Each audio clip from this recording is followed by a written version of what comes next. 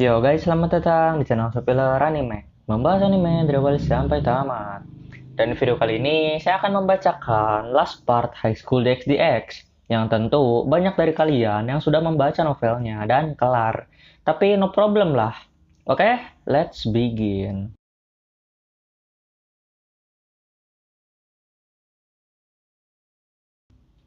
Anak-anak Issei, Gasper, dan Azazel kini sudah berada di kota Kuoh.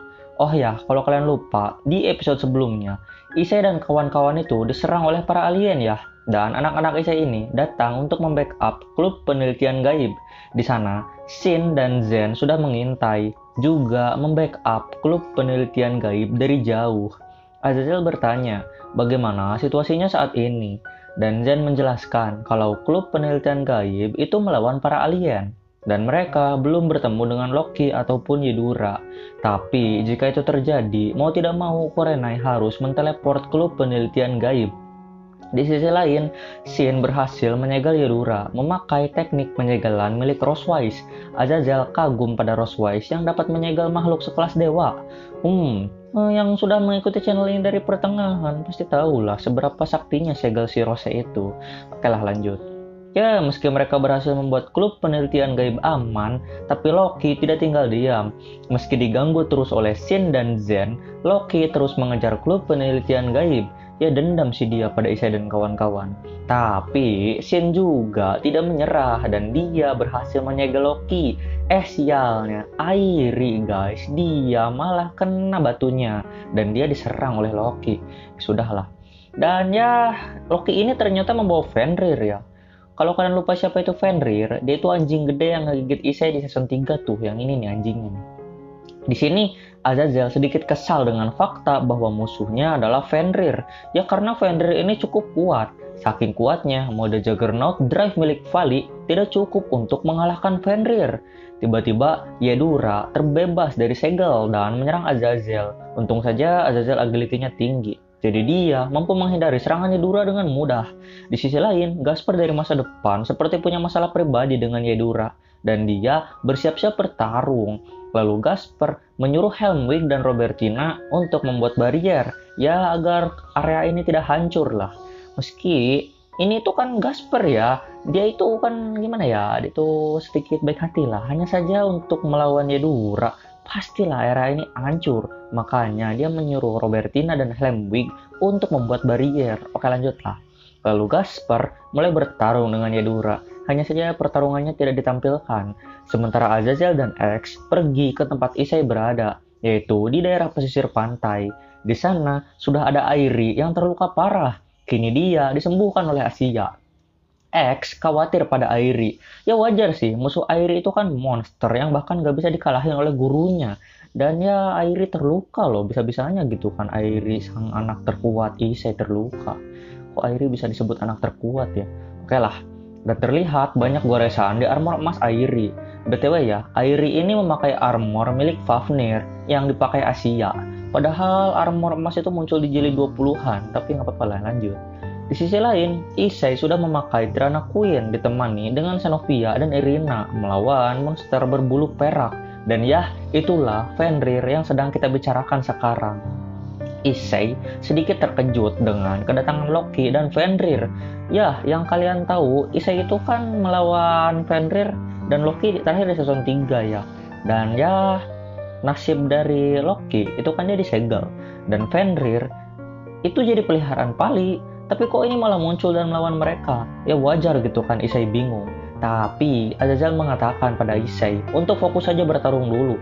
Penjelasannya nanti saja, meskipun gak akan dijelasin sih sampai nanti juga.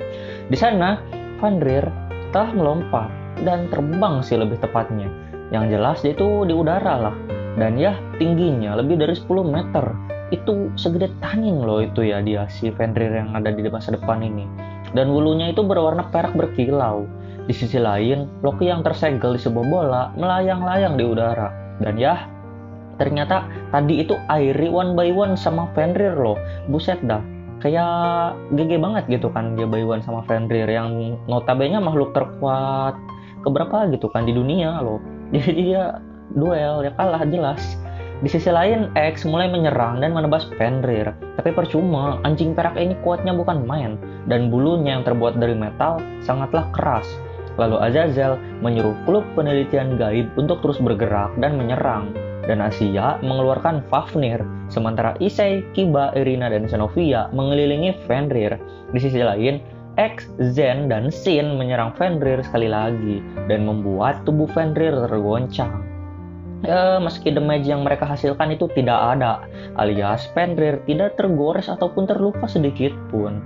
Di sini Kiba heran, kok mereka bertiga bisa gitu kan punya skill yang sama kayak dia. Dan Azazel cuma senyum-senyum aja, mengetahui fakta bahwa Kiba jadi pelatih mereka bertiga di masa depan.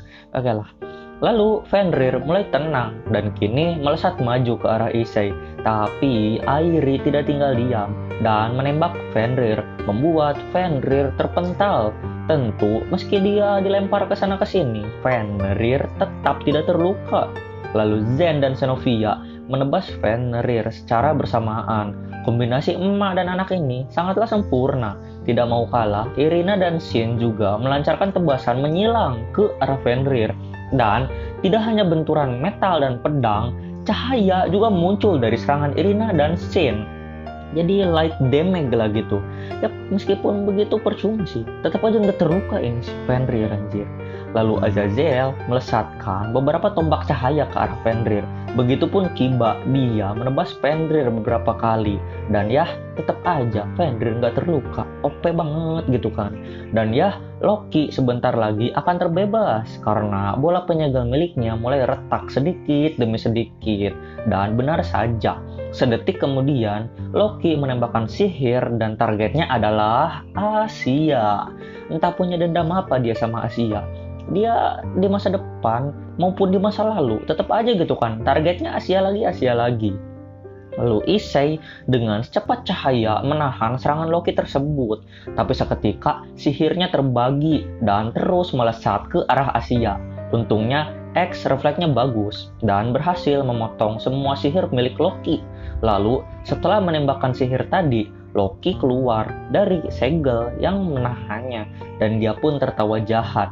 Tiba-tiba Fenrir sudah berada di dekat Loki dan Loki mengusap pipi Fenrir. Lalu Loki mulai mengangkat tangannya, mengeluarkan aura dari tubuhnya.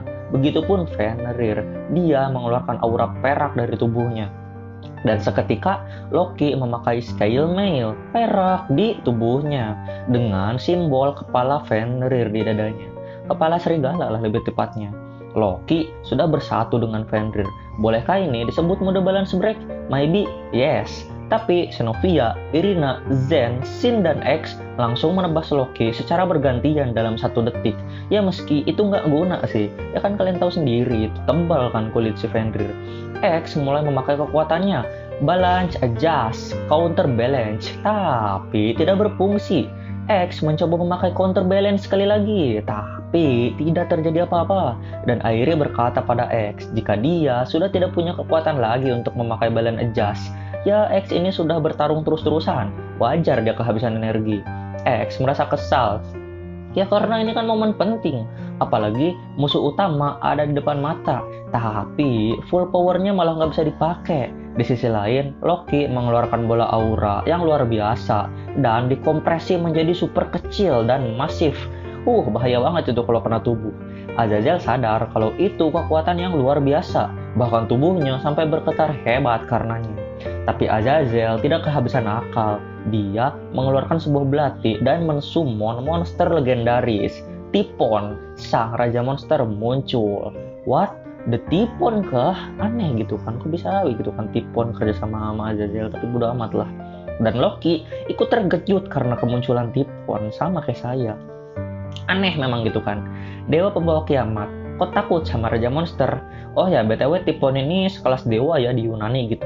Dan Azazel menjelaskan kalau Typhon adalah salah satu dari 10 makhluk terkuat di dunia.